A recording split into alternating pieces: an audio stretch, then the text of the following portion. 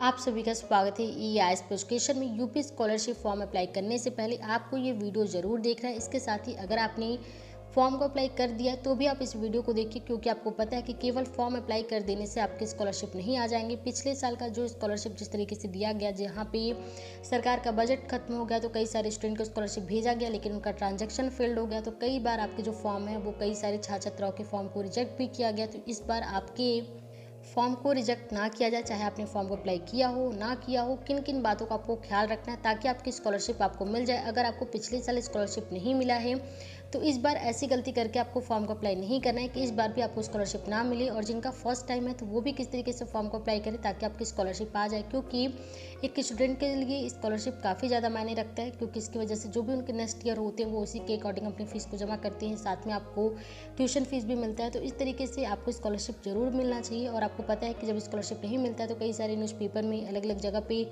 छात्र अपनी समस्या पे बताते हैं कि उनके कितनी ज़्यादा समस्या हो रही है, आर्थिक तौर पे उन्हें काफ़ी ज़्यादा परेशानी का सामना करना पड़ता है। तो इसलिए आपको ये वीडियो पूरा देखना है। आप इस वीडियो को कहीं भी कोई भी पॉइंट स्किप ना करें। जो बातें आप लोग के लिए ज़रूरी हैं उस बातों को इस वीडियो में कवर किया जाएगा।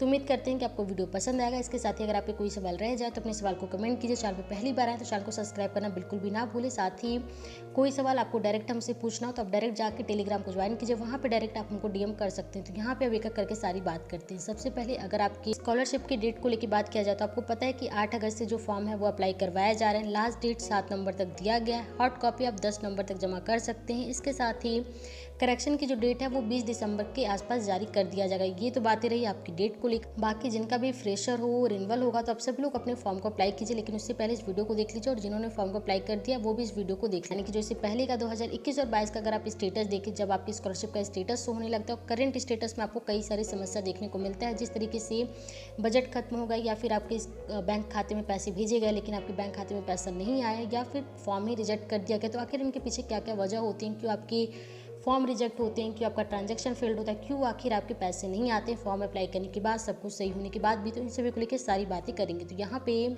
अगर आपको बातें बताई जाए तो आपके जो फॉर्म है वो इस वक्त अप्लाई भी हो रहे हैं, साथ ही साथ हॉट कॉपी जो आपके कॉलेज में जमा भी करवाया जा रहा है। और आपके जो कॉलेज हैं वो डिस्ट्रिक्ट वेलफेयर ऑफिसर में जाके अपने फॉर्म को, जितने भी स्टूडेंट ने फॉर्म जमा किया तो उस पूरे हॉट कॉपी को जो फाइल है वो ले जाके जमा भी कर रहे हैं समाज कल्याण विभाग में। तो यहाँ पे आपके जो फॉर्म की जो चेकिंग है वो करवाई जा रही है, और कई सारे फॉर्म रिजेक्ट भी हो रहे हैं। लेकिन ये बात तब आपको पता चलेगा जब आपका करंट स्टेटस शो होने लगेगा, लेकिन इस वक्त फॉर्म को रिजेक्ट भी किया जा रहा है। तो ये सूत्रों के अनुसार जो खबर है, जो मेरे पास जानकारी है वो हम आपको बता रहे हैं। लेकिन आपके जब फॉर्म को चेक किया जा रहा है तो उसमें किन किन गलतियों को देखा जा रहा है, किस तरीके से फॉर्म रिजेक्ट हो रहे हैं, ताकि जब आपके करंट स्टेटस शो होने लगेंगे तो आपको वो समस्या देखने को मिलेगा। तो अभी आप उस फॉर्म को ठीक कीजिए, ताकि जब तक आपके करंट स्टेटस को अपडेट किया जाएगा, जब आप अपने स्टेटस को चेक करें तो उसमें अगर गलती आती भी है, या फिर अगर आपके अभी फॉर्म को रिजेक्ट किया गया फिर जब आपके करंट स्टेटस जिस टाइम पे अपडेट किए जाते हैं तो उस टाइम पे एक बार फिर से रिचेक भी किया जाता है। तो इसलिए आपको इससे पहले यहाँ पे जो गलतियाँ हैं वो आप लोग नेक्स्ट ईयर के जो स्टेटस हैं आप उससे देखें, ताकि आपको समझ में आ जाएगा कि केवल फॉर्म भरने से पैसे बिल्कुल भी नहीं आते हैं। जिन्हें लगता है कि स्कॉलरशिप का फॉर्म भर दिया और पैसा आएगा, तो फिर आप ही जाने कि किस तरीके से पैसा आएगा। यहाँ पर अगर आप लोग देखें कि जब करंट स्टेटस में है तो इसमें pending and district scholarship committee है, और यहाँ पे जब डिस्ट्रिक्ट स्कॉलरशिप कमेटी से पास कर दिया जाता है तो फिर जो स्टेटस होता है वो आपको इस तरीके से देखने को मिलता है, जहाँ पे लिखा हुआ आता है verified recommended by district scholarship committee, यानी कि आपका फॉर्म पूरी तरीके से सही है। आपने एक डिटेल जो दिया था, जो आपके बैंक की अपडेट है वो पूरी तरीके से सही है, और बिल्कुल आप एलिजिबल है स्कॉलरशिप पाने के लिए, और आपको स्कॉलरशिप मिलना चाहिए। इसलिए डिस्ट्रिक्ट स्कॉलरशिप कमेटी के पास चला गया, यानी कि जो डिस्ट्रिक्ट से पास थे वो हो चुके हैं। बाकी आगे जो कमेटी है वो आपके पैसे को कब रिलीज करते हैं, किस दिन रिलीज करते हैं, वो सारी चीज़ें उनके ऊपर है। आप पूरी तरीके से आपके पैसे मिलने की पूरी उम्मीद है, यानी कि 99.9% है वो तो होगा। साथ में अगर बजट खत्म हुआ तो भी आपको स्कॉलरशिप नहीं मिलेगा। तो यहाँ पे अगर देखा जाए कि ये जो स्टेटस होता है वो पूरी तरीके से एक सिक्योर स्टेटस होता है। छात्र भी इसे देखने के बाद बिल्कुल खुश रहते हैं कि कम से कम स्कॉलरशिप पाने की उम्मीद होती है। देर आए जल्दी आए जब भी आए, लेकिन स्कॉलरशिप पाएगा। लेकिन जिनके स्कॉलरशिप भेज दिए जाते हैं, recommended by district scholarship committee भी होता है, लेकिन उसके बावजूद आपके ट्रांजैक्शन फेल्ड हो जाते हैं, यानी कि आपके बैंक खाते में पैसे भेजे गए लेकिन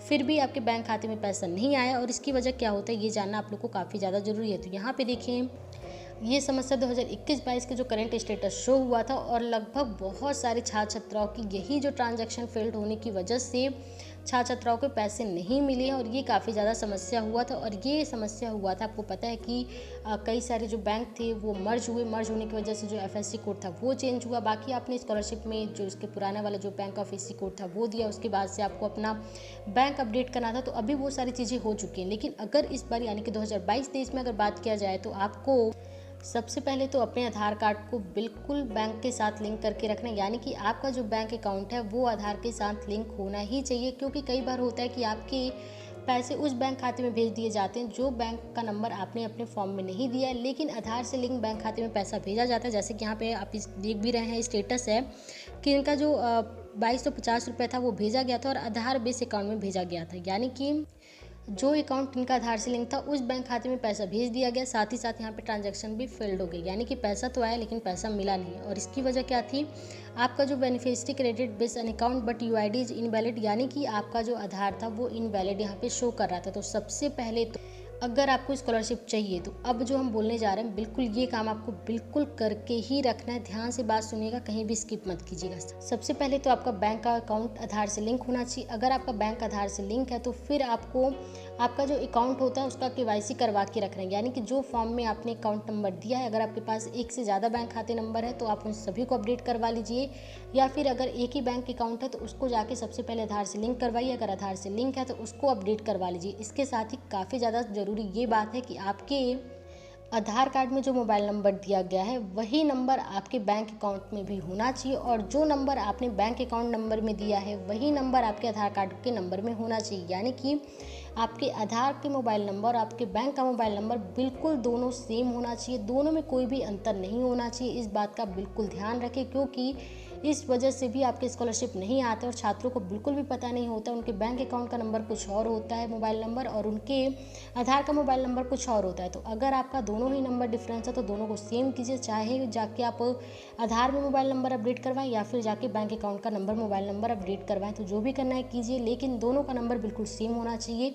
आधार का मोबाइल नंबर और बैंक अकाउंट का मोबाइल नंबर दोनों बिल्कुल सेम हो, उसमें कोई भी अंतर नहीं होना चाहिए। अगर दोनों चीज़ें सेम है तो फिर आपके बिल्कुल 100% चांसेस है कि अगर आपका फॉर्म वेरीफाइड कर दिया जाता है, recommended by district scholarship committee होता है, तो आपका पैसा आएगा ही आएगा। तो इस बात का आपको ध्यान रखना है। इसके साथ ही कुछ गलती आपके करंट स्टेटस में ये भी देखने को मिलेगा कि आपके जो परसेंटेज हैं वो नहीं मैच हो रहे हैं। आपका 75% अटेंडेंस नहीं है जो आपके कॉलेज के द्वारा भेजा जाता है, आपके एनवायरमेंट नंबर मैच नहीं हो रहे, रोल नंबर मैच नहीं हो रहे। तो इन सभी के लिए फॉर्म में एक एक चीज़ बिल्कुल ध्यान से भरिए, अपने कॉलेज से संपर्क करके भरिए। बाकी आपके कॉलेज के द्वारा जब हार्ड कॉपी भेजा जाता है तो उस पर जो अटेंडेंस की लिस्ट है वो भी भेजा जाता है बाद में, जो समाज कल्याण विभाग होते हैं। और इस बार आपको पता है कि जो बायोमेट्रिक करके स्कॉलरशिप को लेकर जो बातें हैं वो सामने आई हैं, लेकिन अभी कब तक हो रहा है इसको लेकर अभी कुछ तय नहीं किया गया। लेकिन 75% का अटेंडेंस यहाँ पे मस्ट है, तो आपके कॉलेज के द्वारा 75% का अटेंडेंस भेजना है। तो आप अपने कॉलेज से भी बात करके रखिए, कि जो 75% का अटेंडेंस है वो भेजा जाए, चाहे आप रेगुलर स्टूडेंट हो, प्राइवेट स्टूडेंट हो। 75% का अटेंडेंस स्कॉलरशिप में कंपलसरी किया गया है, तो इसलिए आपको अपने स्कॉलरशिप के लिए आपके कॉलेज भी काफ़ी ज़्यादा जिम्मेदार होते हैं। अगर वो हार्ड कॉपी सही पे नहीं भेजते हैं, सही टाइम पे आपकी जो अटेंडेंस की लिस्ट है वो नहीं भेजेंगे, तो फिर इसकी वजह से भी आपका स्कॉलरशिप नहीं आएगा। तो किन किन वजह से आपके स्कॉलरशिप नहीं आते हैं और किन कारणों से आपके स्कॉलरशिप आते हैं, इसको लेकर सारी बातें हमने आपको विस्तार से कवर कर दी है। तो उम्मीद करते हैं कि आपसे और जिन्होंने भी स्कॉलरशिप फॉर्म को अप्लाई कर दिया या फिर अप्लाई करने वाले, तो इन बातों का आपका खास ख्याल रखना है। कुछ स्टेप्स आपको उठाने हैं अगर आपको स्कॉलरशिप चाहिए तो, इसलिए बाकी और जानकारी के लिए आप लोग चैनल को सब्सक्राइब कीजिए। आने वाले जितने भी वीडियोस जो भी लेटेस्ट अपडेट होंगे वो आपको टेलीग्राम पे, यूट्यूब पे हमेशा मिलते रहेंगे। तो इसके लिए आपको चैनल को सब्सक्राइब करना है, टेलीग्राम को ज्वाइन करना है, और कोई भी सवाल रह जाते हैं तो अपने सवाल को भी कमेंट कर दें।